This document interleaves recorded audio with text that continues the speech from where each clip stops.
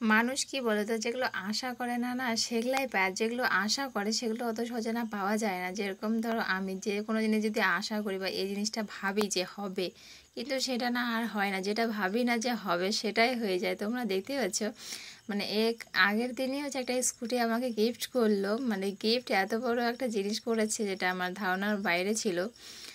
তো যাই হোক, ওটা পেয়ে তো আমার অনেকটাই আনন্দ ছিল। বাট নেক্সট দিন দেখি আবার একটা গিফট আমার জন্য চলে এসছে। আমার হাজব্যান্ড আমাকে বলছে না, ওর ফোন থেকে অর্ডার দিয়েছে তো, আর আমি সেরকম কিছু জানি না।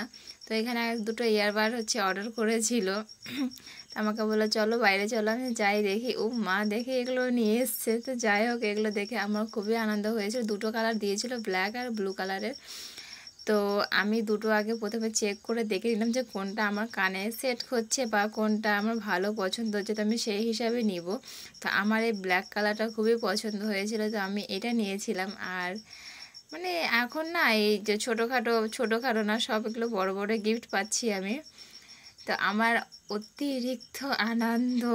বাট এরকমটা আমার অনেকে অনেক কিছু বলেছিল, সেগুলো আমি আর উল্লেখ করতে চাই না যে আমরা কি করে চলবো বা হেন তেন।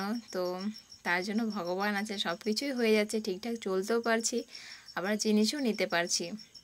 তো এটা আমার কাছে অনেকটা, আমার হাজব্যান্ড আমার জন্য যতটা করে বা যতটা করেছে ওরকম হয় না। আছে, না থাকা না, বাট আমার কাছে আমার হাজব্যান্ড অনেকটাই গুরুত্বপূর্ণ একটা, আর কি বলবো, মানুষ। ওরকম মানুষ পাওয়া ভাগ্যবান ব্যাপার, যেরকম আমি।